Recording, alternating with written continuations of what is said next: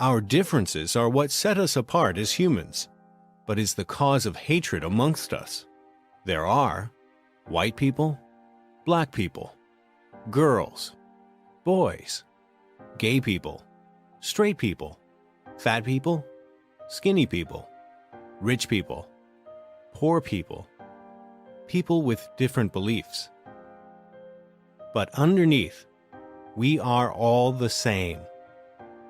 No matter who you are, your blood is red just like mine. So why should any of us be treated differently? We are world change.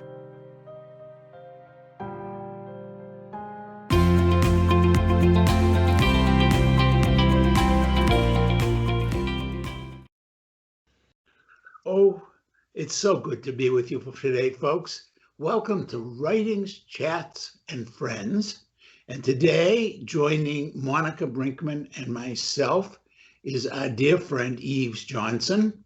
And unfortunately, Celeste Duckworth, our other co-host, is not able to join us today. She is missed.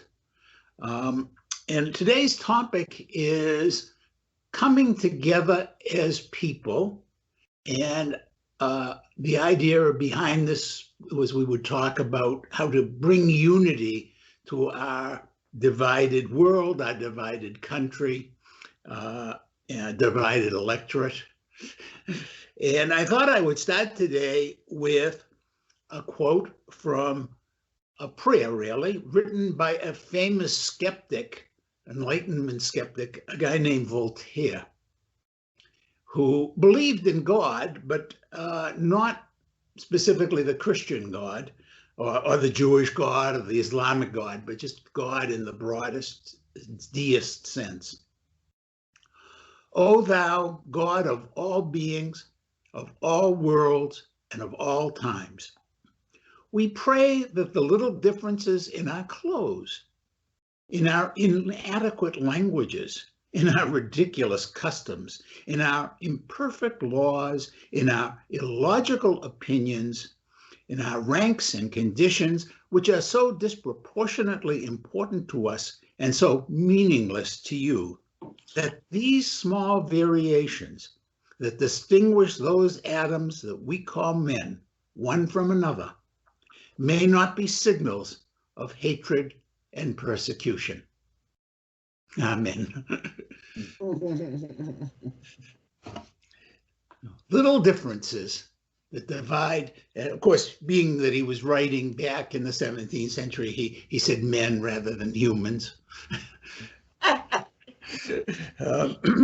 yes, things do change a little bit.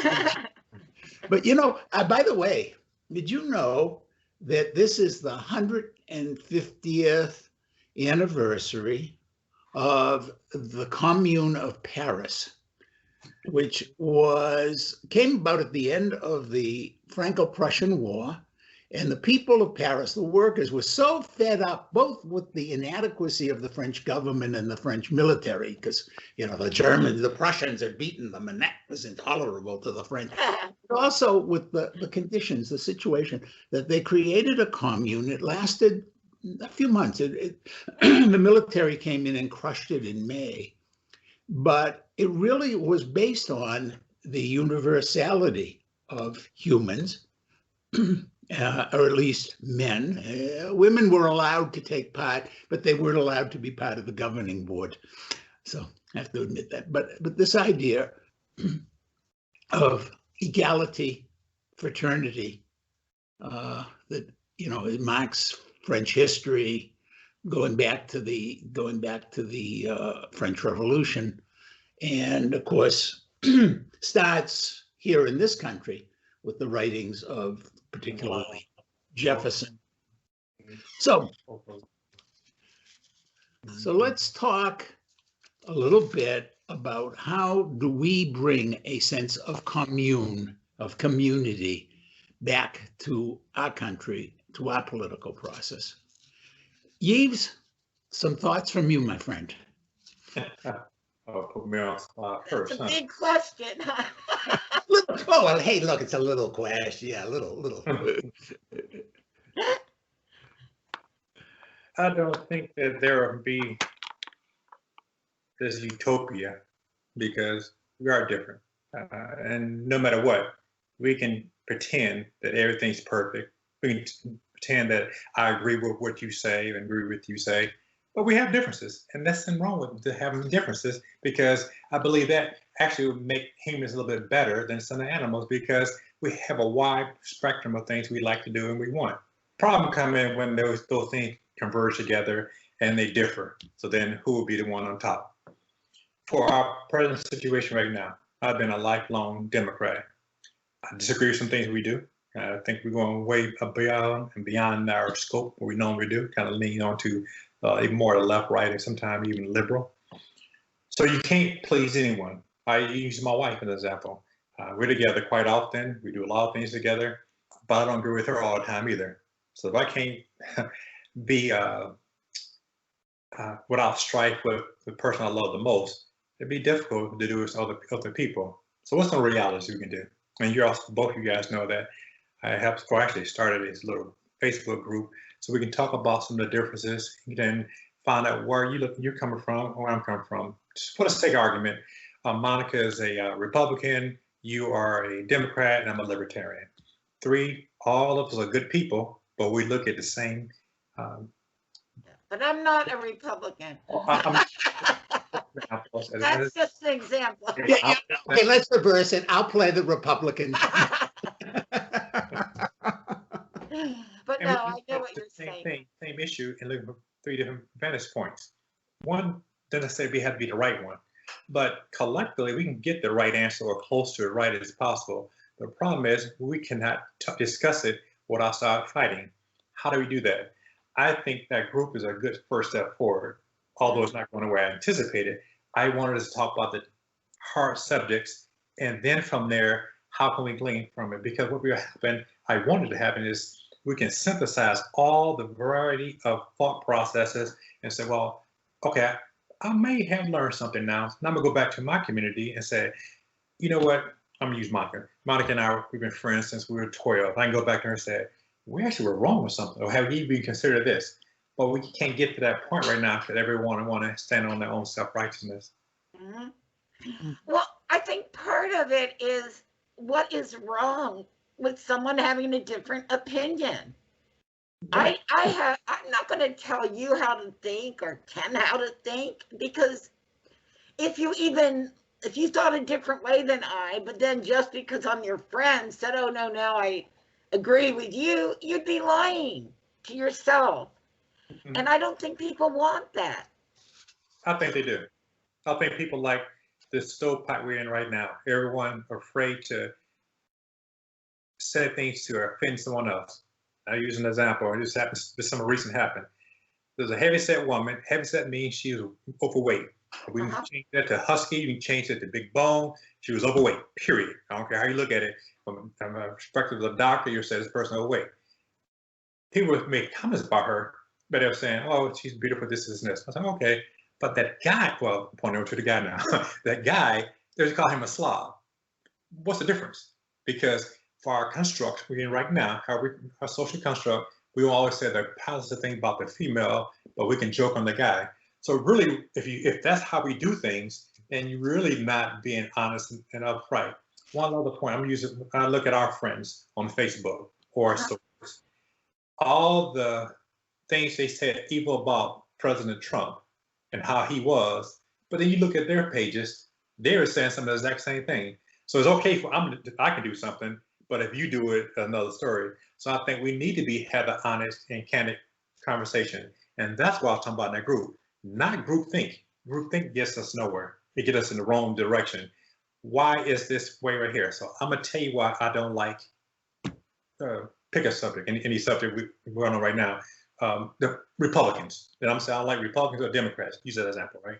Okay. I'll tell you why. I clearly articulate that. So as we have I make a cogent argument why it's better to be, say, a libertarian, then you can show me reason why it isn't.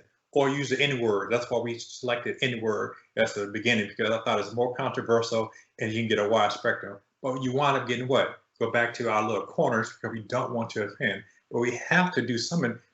It may be a time we had to be a little offensive in order for us to really open up and talk about a conversation in a candid manner.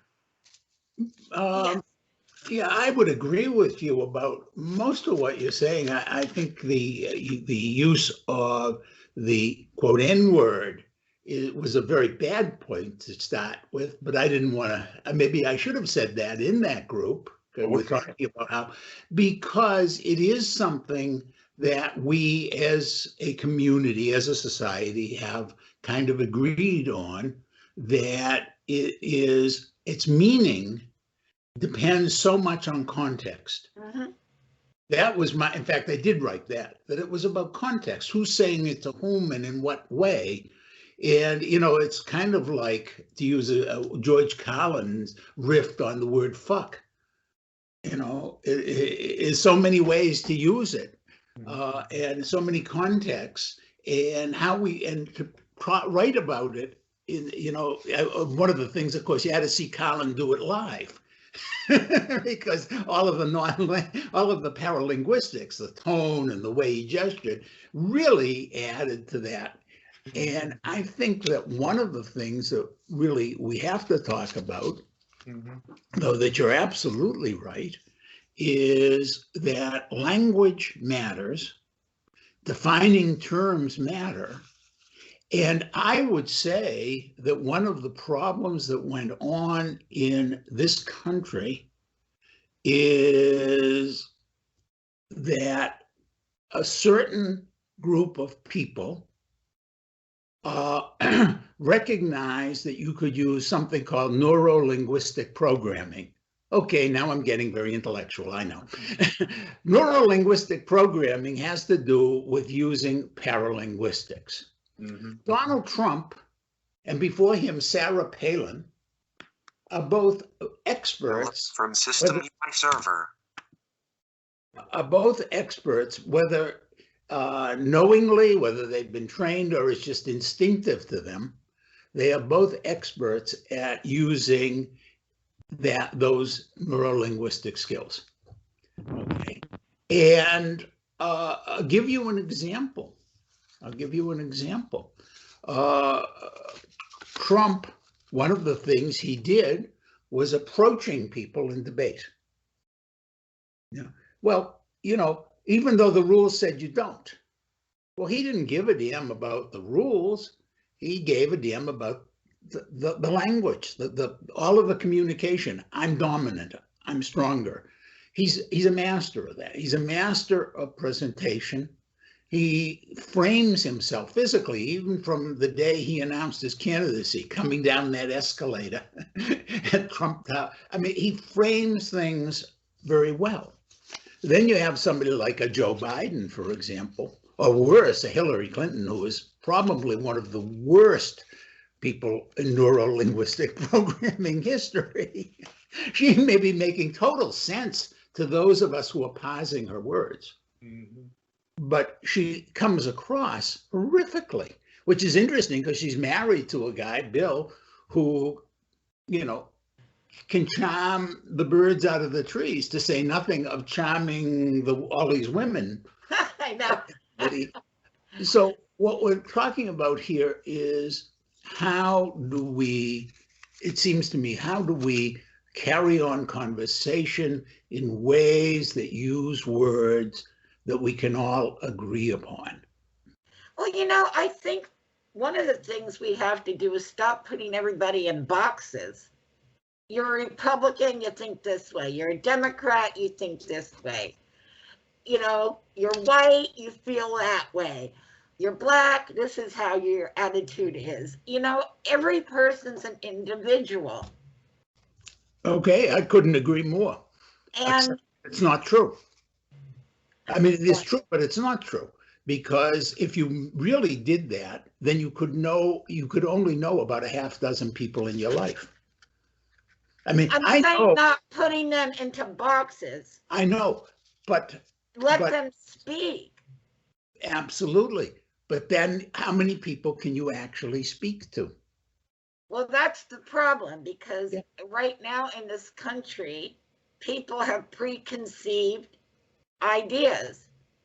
But even if you didn't, Monica, how many people in life Okay, in your actual life, how many, okay, let's say that you want to know this guy, he just walked in, he just knocked on your door, okay? He just knocked on your door and you want to know him, okay? And there are certain qualities about him. And let's say that first of all, he's a man. Second of all, he looks Asian.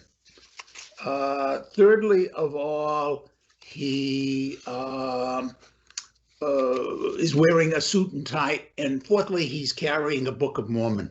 Just, okay. And let's say you could take all of those things, ignore them, because you happen to be blind. So you don't see any of that. So all you know is there's this voice coming at you. How many people in the course of your day can you have come knock at your door that way that you don't know and start to know from scratch? The answer is minuscule, if any. We all start with preconceptions. We have to. If we didn't have preconceptions, if we didn't have boxes to put people into, literally, we would be overwhelmed by the world. Or we'd have to isolate ourselves the way they do in New York. The trick in New York, you walk down the street, you don't see anybody because it's too overwhelming. I'm not quite sure, Ken. I just know in my own life, I do my best to treat people as individuals. If they have a different opinion than me, that's fine. If they want to talk about it, that's fine also. But there's no need to put other people down. There's no need to use vulgarity. Okay. Because it stops any communication you're going to have whatsoever. And I think that if people would drop all that, they find there's a lot of things that we all agree on. Okay. So, Yves, somebody comes knocking at your door. What do you ask them? How do you start the communication? Let's go with that. I think, Monica, you're right. The key is to communicate. How do we do it? Well, that's a difficult question because no one will come over and knock on our door. If you can get through, it'll be quite impressive if you can come through to our community. But say that person did, I'll ask, what do you want? But I can change that scenario to how I am right now. Not so I can make friends with everyone, but if you look at my spectrum of friends, like, how do you get with these people? I talk to a variety of people anywhere I'm at.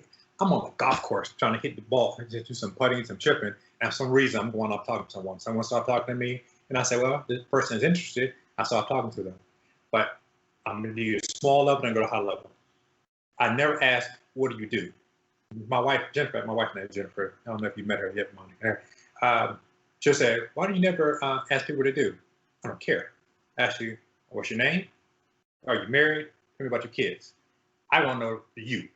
When I work, that's what I do. It's not who I am, unless it's your vocation. It's a big difference, I understand that, but it allowed me to talk to a lot of people in a wide spectrum of things. Then listen. That's a weird thing, and you may not, I don't know if you ever heard the word listen. It really means to shut your mouth up and pay attention to what the person's saying and not prior to them finish their conversation, when there's a topic of conversation. It's difficult, but it's a learned behavior. But even with that, that's at a small level. On a bigger level, if we're talking about how we're going to come together, I'm used again. I want to use the pigeonhole. I'm a libertarian. You're whichever one going to be a Republican. You be a Green, whatever it is be. There are some differences between the three of us because there's a commonality of purpose for me being a Green Party member. I am not a Green Party member, but just use an example. Right. So I can relate with that. When I was running for people who are motorcycle enthusiasts, they're not like my same friends who, when we were training for a half marathon, totally different thought process, period. That's okay. But you can transverse against those different type of groups because you have a perfect common out of all of them. If we were now going to discuss a subject, and the subject is, let's forgive all the loans, the student loans. Well, that's something that is controversial, but that's the first level we're talking about, should we do it? But what's the second and third level effect? So while we're just talking about the niceness, that's good, but that's hard to do. Because now you're talking about behavior modification that doesn't as your professional, it doesn't take 2 minutes to do that. It takes a while for that. Mhm. But if we show them that North Star, this is what we're trying to do. Go back to the group. This is what we're trying to do. How do we get there? But then you have to start talking the issue and be difficult. But those difficult conversations will allow to get to it. I disagree with whatever I said, student loan, but you agree with it, or vice versa. What's the pros and cons? And then we start working those issues to make it a little bit better. I think the hard work is what many of us are afraid to do because I don't want to offend anyone else, nor do I want to do the hard work. So that's how I approach. If an Asian brother came to me in my neighborhood and with a book or whatever you say he had, and I may say, hey, where did you get a suit from? Because, hey, that looked pretty good. And that may actually be a better beginning than asking what the book is, or wouldn't it? But because when you compliment people, then they are more willing to listen to you. That is true. And that's why listening is so important, because when we listen to people, when we hear them and reflect back that we're hearing them, that is another way of opening up communication. But you know that people are willing. Unfortunately, it seems they're willing only when there's disasters striking to drop all preconceived ideas and come from their heart and help another. That is true. That is true. And only for the first 5 minutes, let's be honest. I mean, Monica, we can go back to the campfire, which of course everybody Oh, they're listens to. still helping people to this day. Many There are people who are helping. churches- There are also people who are trying to make money on it. There are people who are trying to take advantage from it. Oh, always, yeah. Yeah. We know about that, So, But let's I'm be talking honest. about the people in the communities. They have maintained to this day helping. They're still giving food out to people who are living in. Which people is this? I'm sorry. Which people was this who are still giving out food? There's many places. The county does it. The churches do it. Okay. There's even organizations that just set themselves up purposely to do this. And this has been a long time. It's been over 2 years. Now I'm going to introduce an idea here. Okay. Do you think that all of them are doing it for the same reason? Yes. Really? Yves, do you think all of them are doing it for the same reason? That'd be difficult for me to say. That's be a quantum leap to say from not knowing anything at all to say, well, I think some of the guys are doing just to get some of the free federal funds or for notoriety. I don't know that answer. I'm hesitant to make that kind of assumption. Of course, we are hesitant to make the assumption, but just based on the fact that there are groups. Do you think all the groups share the same motivation? I mean, clearly, for example, we know that, well, I don't know about whether the Salvation Army has a presence versus the Red Cross, but we know that like the Salvation Army does things and good things. No, I'm not questioning. I'm just saying their motive in doing it is different from, say, a different religious group. One group. She didn't say all the religious groups. She mentioned the governmental agencies, then she mentioned religious group, and then she said other people. So from the government standpoint, yes, because that's what you're called to do. And for the religious, from that aspect, I don't speak from a Judeo-Christian. Well, that's one of the things we do anyway. And you can go back from your history, from some of the founding things that done here to go back from orphanages, hospitals. That is something that is a Christian tenet. Or a religious organization, I don't know. I would imagine they have some type of altruistic love that they want to do other things. So I will imagine so. But are there some people out there conniving, trying to do things? Yes. I think on that bell curve, those are outliers. So you're going to have those. But I imagine most of the people who are doing things are doing it for the right reasons. I'm not questioning right reason, please. I didn't say that. No, I'm saying the different reasons. They may all be right. No. You said definitely. You said first time was being right. That's what you talked about. So, and I said couldn't talk about all the groups. Then when you broke up the categories, then I addressed the categories from a governmental agency standpoint. I know what they have to do. Well, I don't know now anymore because I'm kind of out of it now. But yes, and keep on. But the outliers, the individual, the parachurches, the people who make an organization for themselves in the last 2 weeks. I don't know about those. So that is the first question I ask people. Mhm. Okay. After I tell them how much I like their suit, Oh, okay. I ask them, why does this matter to you? Not, I don't agree or disagree with your position. I'm just curious, why does it matter to you, this particular thing? Now, let's go back for a minute. There are people giving out food. There are other people, hopefully, who are going around, I don't know what stage things are, helping people clean up their lots and remove the horrible amounts of debris. There are others who are possibly just going around just, to be there. And, I think one of the best things people can do in a kind of emergency like that is just show up and say, can I just give you a little comfort? I was reading something the other day about a kid. He was an 11-year-old kid, and his family shop for groceries, and they're in Colorado, and they shop for groceries, not in the market where that horrible shooting took place, but in the same brand markets. And this kid took his money and went and bought flowers and went around to the market where they shopped at, and then to another market of the same, and gave each employee a flower. I mean, it had me in tears just reading about it. Yeah. What an incredibly beautiful thing to do. And, his reason was, that he gave was, I knew these people must have been so scared and so hurt. He said, and I just wanted them to know somebody cared. See, I think when we start from that point, Exactly. then we can grow. But you see, Because you're not putting people on a defense then.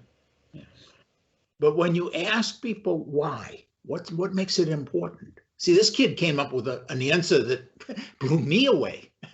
He had a reason why it was important that truly was monumental in its simplicity, its beauty, its closeness to what I consider to be the divine. It really was, he taught me.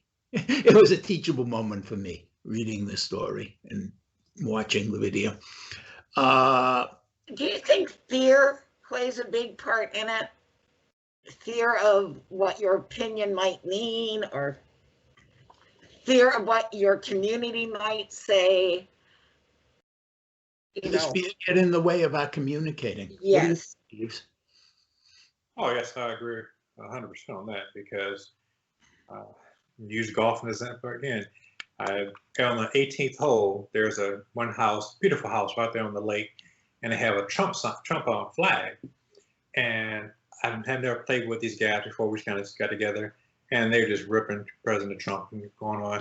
They said, "What do you think about that?" I said, "Well, he had some great victories for us," and I started talking about some of the things. "Well, how can you like him? He's black." I didn't say I liked him. I said, "These are some things that he did. I'm not talking about what he didn't do." I said, "You didn't talk about that, but right. Yeah, honest about it." So you ask that question, it will be harder for some people to confront it with new people, people they never known before, or their family members said, "You're supporting them?" No, I'm telling you the facts. So you said right there, let's go back to the glimmer of hope. You introduced earlier, Monica, about when a disaster happened. Katrina, you pick anything at all. Right. We don't care where you're coming from. We don't care your religion. We don't care your sexual orientation. We don't care if you like Detroit Lions or not. We know right now you have need, so can I help you? That little boy you're talking about, he showed what we can be. Because he's jaded like you and I, like the three of us, because we're older. Right, we have been. He just knows, hey, they're hurt. If I give them a flower and make them better. It's not, but it will, because help out. So but we used to do the peace sign for that. We have, along with being excommunicated from your community, those things come together, because I know if I say I agree with the Democrats or Republicans or whoever the case may be, they'll say, "Well, are you selling out?" No, it can be either or. I can support cops, but still be pro-black or pro-woman or pro whatever case may be. There's not have to be one thing only.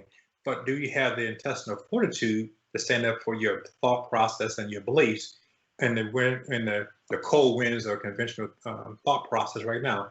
I don't think a lot of us can do that because we're to conform instead of going outside of that norm. Well, I don't know. I'm looking at the three of us, and I don't see us as conformists, Jeeves. Generally speaking, generally. I want to say something. What I like about my dear friend Ken and my wonderful friend is the fact, okay, there's so many people that don't like Trump, or so many people that love Trump, you know, but when he did something that was good for the country, you said it. You would post it to people.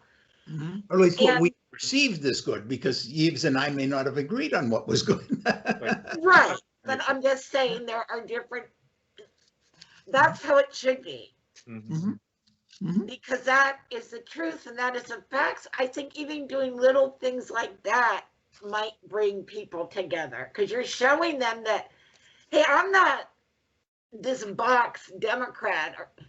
I'm just going by my own personal wishes for the country. But look what he did here. It was a good thing, and I will support him if he continues doing that. It opens a door to talk to people. Yeah. Because they've got you in this box. Because the truth is now, guys, Trump tried to divide us. He really did. And he did a good job of it. All his speeches were to his supporters. He only cared about his supporters when from what I have seen. But even with that, someone who's not a supporter can still stand up and say something good that he did. You know, they got to get rid of this box thing. That's what I'm saying. I want to move away from Trump. Okay, I really do. I think one of the problems we're going to have in this country, just like in Germany after World War II, the question is, do we mention Hitler or do we make believe he didn't exist? I don't want to make believe Trump didn't exist. And no, I'm not equating him to Hitler. I don't want to make believe Trump didn't exist. I don't want to focus on him. Okay. I think, though, I wanted to say one thing about what you were saying, Monica. By the nature of neuro-linguistic programming, you only talk to your supporters. Whatever your field is, you only talk to your supporters, because that is the nature of the beast. Okay. When Sarah Palin was brought into the McCain campaign, it wasn't intended to broaden the support. It was to really specifically bring on board and tighten the support of a particular part of the population. Okay. And the words don't matter in neuro-linguistic programming. It's all the rest of it that matters. So I want to emphasize that, because I think it's so easy for us to get caught up in Trump. The biggest difference between Joe Biden and Donald Trump is that Joe Biden is truly a language person, partly because he has a speech impediment, and he is so busy trying to find the right word and get it out of his mouth. And so often, failing in that and falling over his own tongue, that he is totally devoid of the kind of neuro-linguistic programming tricks that Trump uses. Okay, so he's a very different language.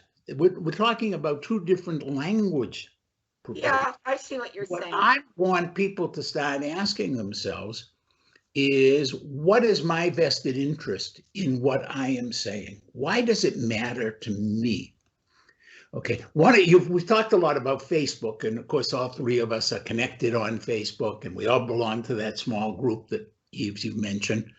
And people, by the way, if you're interested in joining that group, you can reach out to Yves Johnson, Monica Brinkman, or Kenneth Weene on Facebook, and ask us to more about the group, and to, we'll add you to the group if you're really interested in meaningful dialogue. But one of the things is, I would love to know why people are in these groups. Now, one of the things is I added a couple people, and one of the people I added is somebody I disagree with about almost anything. Mm-hmm. And that person has not accepted the addition to the group because she really does not want to take part in discussion. She wants to be right. Yeah, I was thinking that a while back. If we'd stop wanting to be right all the time and just listen, Mm-hmm.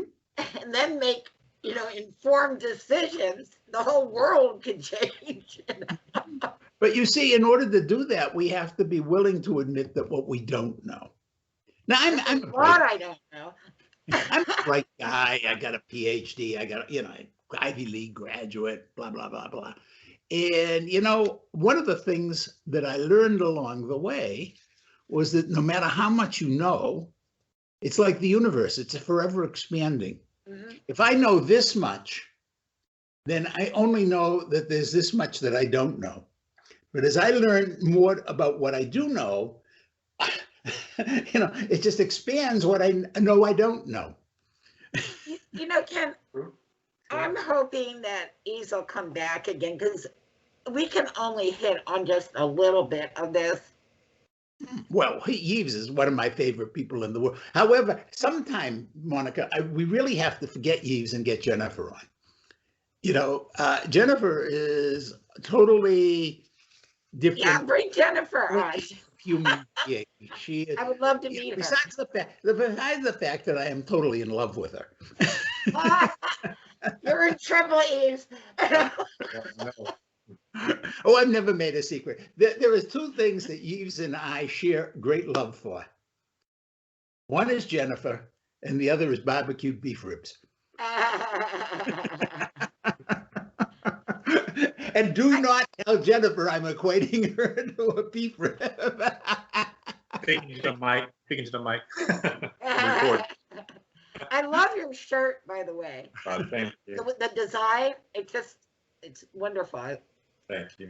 I don't know who made that, but they did a good job. Well, folks, I think you have to start at some point. And I think people who do join the group on Facebook have an opportunity to be open. And Yves, I think it's a pretty safe place for people to be open about their feelings. Because there's a lot of places where you go on and, okay, you think different than someone in the group, they immediately attack you. And I don't see that happening at all in any of the posts that have been put up or any of the discussions. We can dance now. Jennifer,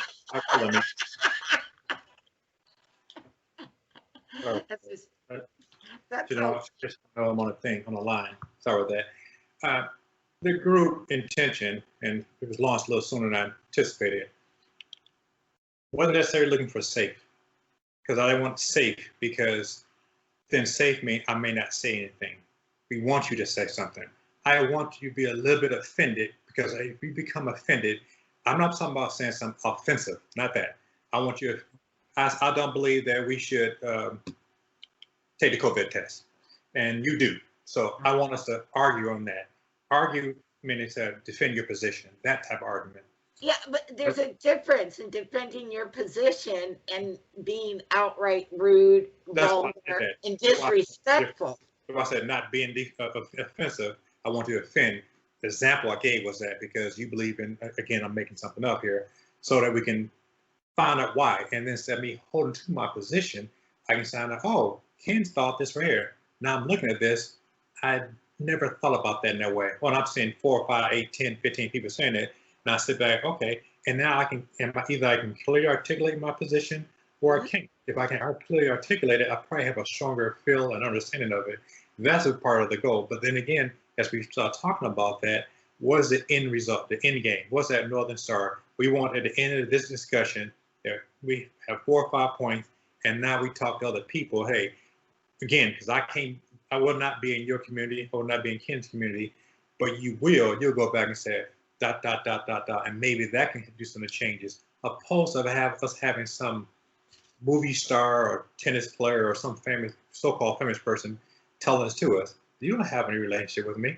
I'm actually getting paid for it, but now I'm talking to my 2 buddies here. Now we can hash some things out. And then from there, And maybe what's more important than agreeing in the final product, we may never agree, but we are agreeing on process, the sharing. Mm-hmm. So anyway, folks, we don't do this very often, but I'm going to again say, if you're interested, I don't know, it's not a public group, so people can't ask to join, right? No, your people, you know Charlie and Diane, and let's go. Hopefully it'll be more diverse thought than anything else instead of stovepipe. But folks, please understand this. We are actively saying, come join us in this group by reaching out. And although in point of fact, Monica is not a Republican. I have been. Well, the fact of the matter is that we are looking for diversity of opinion, of background. We are looking to get away from all the little things that divide us, and all those things are little, so that we can take part in discussion. And of course, that's one of the things that Monica and I, in all the years we've been doing this show under whatever name it's called, now it's called Writings, Chats, and Friends, that whatever form we do it in, the thing that we've always been looking for is for people to have a place where they can express ideas, share them, and where we can talk about and agree on the process, not necessarily the outcome, but the process. So again, reach out to any of the 3 of us on Facebook if you'd care to join that group. And also, just tell people, tell your friends, tell your enemies. Better to tell your enemies than your friends that there is this one place at least, called Writings, Chats, and Friends, where we really do value diversity of opinion and the process of reaching agreement. Yves, thank you again for joining us today. And, like I said, next time we want Jennifer. We want Jennifer. You got it.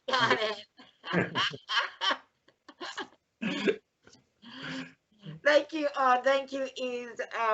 It's always wonderful to see you. And I tell you, I value Yves' opinion. I value Ken's opinion so much. And, they're very, very truthful, caring individuals. And that's where they come from.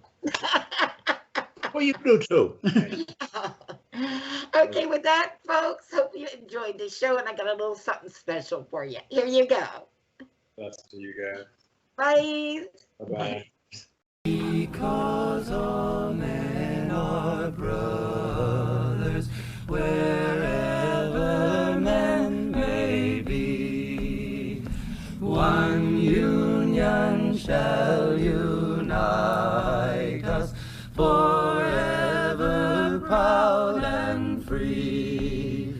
No tyrant shall defeat us, no nation strike us down. All men who toil shall greet us, the whole wide world around.